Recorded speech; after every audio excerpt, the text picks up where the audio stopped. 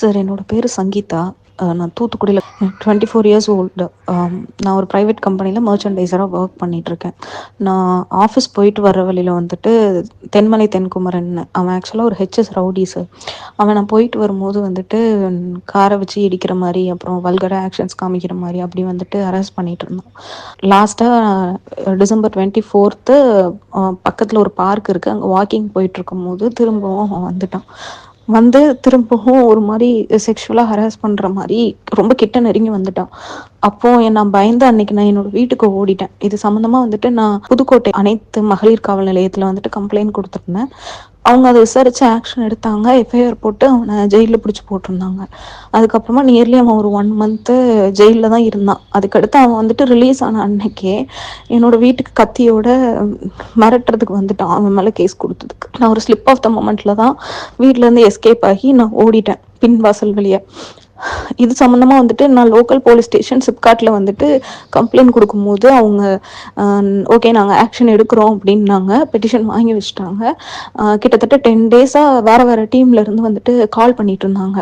இந்த கேஸ் விஷயமா விசாரிக்கணும் விசாரிக்கணும். நானும் எல்லாருக்கிட்டையுமே வந்துட்டு ஸ்டேட்மெண்ட் குடுத்துட்டு இருந்தேன். பட் எந்த வித ஒரு ஆக்ஷனும் எடுக்கல. அவன் ஸ்டில் வெளியே தான் இருந்தான். அப்போ இதை பத்தி அவங்க கிட்ட கேட்கும்போது எதனால ஆக்ஷன் எடுக்கிறேன்னு தானே சொன்னீங்கன்னு கேட்கும்போது அவங்க நீங்க டிஎஸ்பி அப்ரோச் பண்ணுங்க அப்படின்னு சொல்லி சொன்னாங்க. இப்போ இன்டைரக்டா தெரிஞ்சது டிஎஸ்பி தான் வந்துட்டு இந்த கேஸ் வந்துட்டு ஹோல்ட் பண்ணி வச்சிருக்காங்க, எடுக்க வேண்டாம்னு சொல்லிட்டு டிபார்ட்மெண்ட்டுக்கு அட்வைஸ் பண்ணியிருக்கிறதா தெரிஞ்சது. அது சம்பந்தமா வந்துட்டு நான் February 11th வந்துட்டு டிஐஜி ஆஃபீஸ்க்கு போயிட்டு இந்த மாதிரி டிஎஸ்பி இந்த மாதிரி பயாஸ்டா இருக்காங்க அக்யூஸ்டுக்கு அப்படின்னு சொல்லும்போது அவங்களோட ஆர்டர்ல வந்துட்டு இவங்க அன்னைக்கே எஃப்ஐஆர் போட்டாங்க. பட் ஸ்டில் எந்த ஒரு ஆக்ஷனுமே எடுக்கல.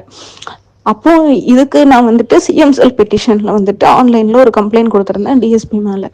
அது வந்துட்டு என்ன ஆயிடுச்சு மிஸ்டேக்குன்னா அவங்களோட இதுக்கே டிஎஸ்பி ரூரல் அவங்க பேரு சுதீர் அவங்களுக்கே வந்துட்டு விசாரணைக்கு அசைன் ஆயிடுச்சு. இதோட வெஞ்சன்ஸ்ல வந்துட்டு அந்த அக்யூஸ்ட் கிட்ட என் மேல வந்துட்டு அவன்கிட்ட ஒரு பிசிஆர் கம்ப்ளைண்ட் வாங்கி அதை எனக்கு அகெயின்ஸ்டா ஒரு எஃப்ஐஆர் ஃபைல் பண்ணி இப்போ வச்சிருக்காங்க. இது சம்பந்தமா வந்துட்டு நாங்கள் கேட்கும்போது எஸ்பி கிட்ட வந்துட்டு ரீச் பண்ணுங்க, எஸ்பியோட ஆர்டரில் தான் நான் வந்துட்டு எஃப்ஐஆர் போட்டிருக்கேன் அப்படின்னு சொல்கிறாங்க. இப்போ சைமல்டேனியஸாக நான் சிஎம்செல் பெட்டிஷன் கொடுக்கும்போதே நேஷனல் ஹியூமன் ரைட்ஸ் கமிஷன்லேயும் கொடுத்துருந்தேன்.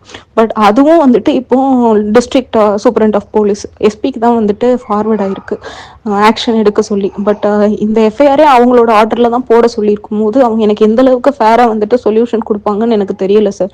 நான் என்னோட லாஸ்ட் ஹோப்பாக வந்துட்டு இப்போ நான் வந்துட்டு உங்களை ரீச் பண்ணுறேன். நீங்கள் உங்களை என்ன தங்கச்சி மாதிரி நினச்சி எனக்கு தயவு செஞ்சு ஹெல்ப் பண்ணுங்கள் சார்.